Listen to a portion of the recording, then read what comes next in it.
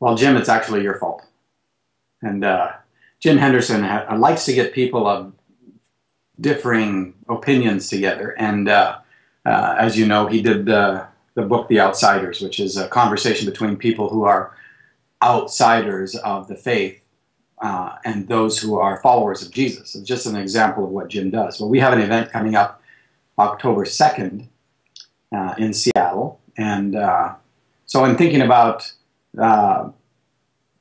doing some things in advance to that. Jim decided that it might be a good idea to get me and Mark Driscoll together, because we've had some conversation in the past, both privately and him publicly. So that seemed to be a pretty good fit. And Mark is he's a well-known persona in Seattle. One of my favorite nieces in the world goes to his church and loves him.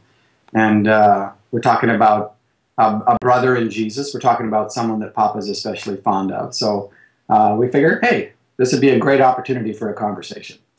Okay. And people want to know if you know, when there's been some controversy, people like to know if these, shall we say, well-known Christians have reached out to each other in private, before reaching out in public. Have you had any... have you attempted to reach out to Mark in the past, or has he reached out to you, or how's that gone? Well, the normal mode of operation in situations where someone's getting slammed is that the slammer doesn't reach out. That's their reaching out. Is that right, exactly. Those are the rules. If you're slamming, you don't have to reach out. So it's the slammee that's then responsible to reach out. Now, it's a little bit contrary to the Bible. It is contrary to the Bible, but anyway. Yeah, exactly. So I actually did reach out. I've reached out to a few different people who, you can't reach out to everybody because, there's a whole denomination that's called the heretic. What am I going to do there? So it's, I did. Partly because when I first heard his comments, it was really obvious that he had not read the book. Now, how did you know that? What indicated that? Well, he called me a modalist, and anybody who's read the book would never call me a modalist. Okay. They might call me some other things, but not that. Okay. And then people very close to him, colleagues, told me that he had not read the book. So, really? Okay.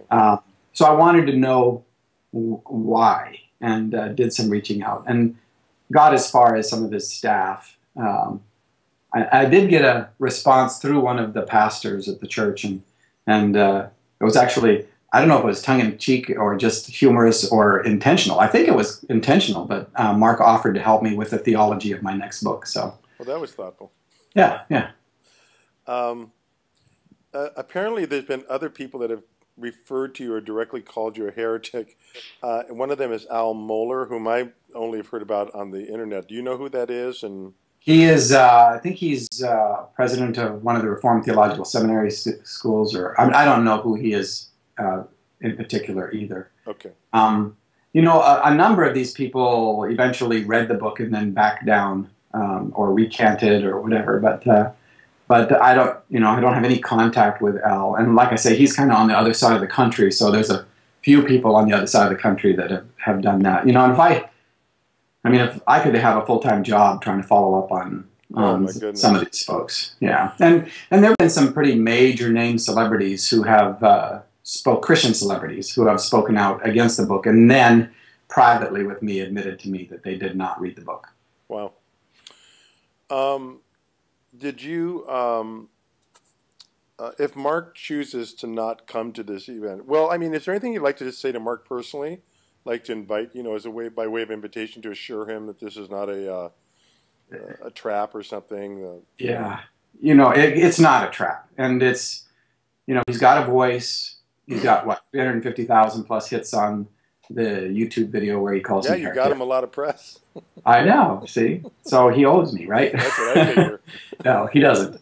And I understand if he can't show up for a number of different reasons. I don't want to do to him what a local Portland Christian radio station did to me recently, where they announced that I'd been invited to come debate on their station, and we never even got a phone call or an email or anything. It was just totally a publicity hoax.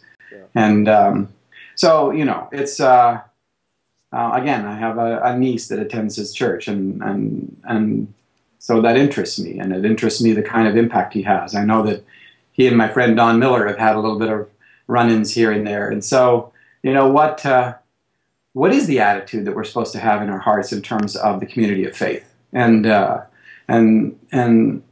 think that would be a great conversation. It's not trying to trap him. I would like to know what the thinking was, and I'm sure there's a possibility that the Holy Spirit has spoken to his heart since then. And I don't know if you can take those things off of YouTube or not, but I don't know. And I think it'd be a great conversation.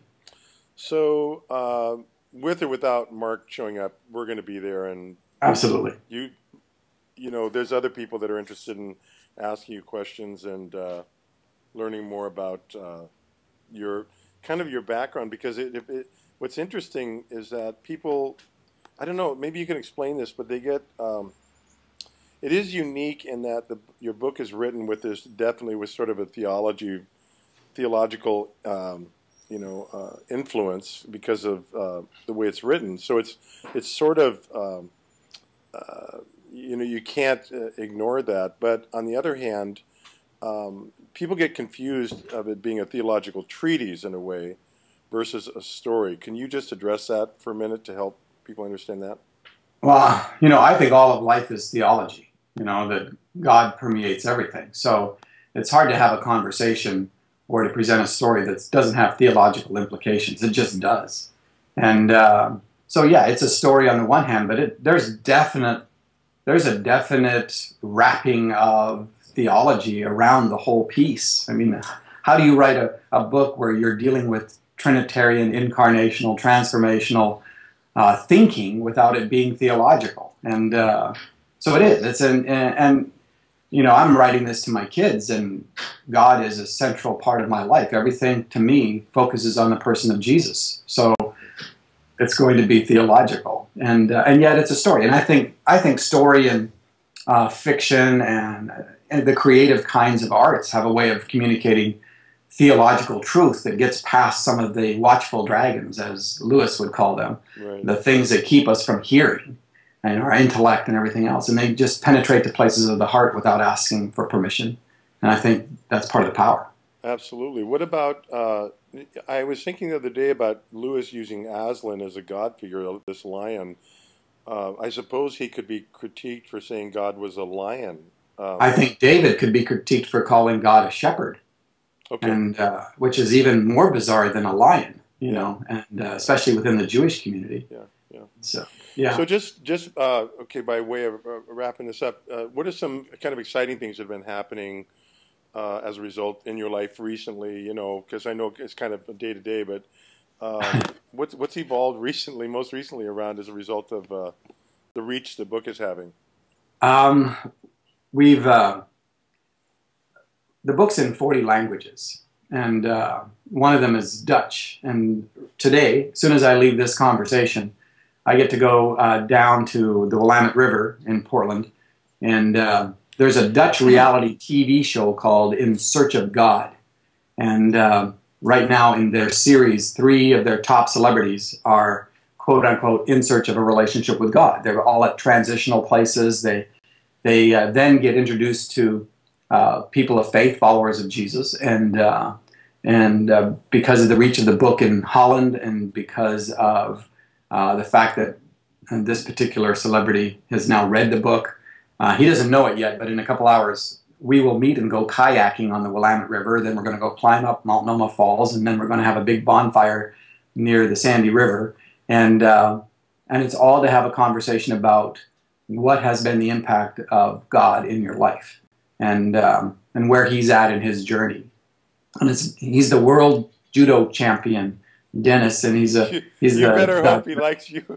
You're gonna well, I know, because he's like 6'6" and 260 pounds, and you know me, I'm 100 pounds lighter and a foot shorter. So yeah, it's sort of David meets Goliath, And so I'm packing 5 stones and a bottle of water, so I'm good. Yeah, you're covered. That's very good. They're going to show it on national Dutch television 6 days prior to Christmas this year, and it's a government-funded show. Yeah, it's great. It's great. Well, that's what socialism will do for you. So, I heard they all have good health care. So, so, well, that's fascinating. Well, listen, we're really looking forward to having you up here later this week and being with you. And thanks so much for taking time. And I'm sure it's going to be very colorful on Friday. oh, it'll be very fun regardless of who shows up. We'll have a great time. And it's going to be Q&R rather than Q&A. Q&R means? Questions and responses. You know, I'm a Canadian, so Oh, yeah, right. but in the U.S. it's usually Q&A, which is because the U.S. people have all the answers. But exactly. You know. Thank you. Hey, you're living in our great country. Oh, hey, and I appreciate it too. My kids are all born here, so you know, I'm still a Canadian.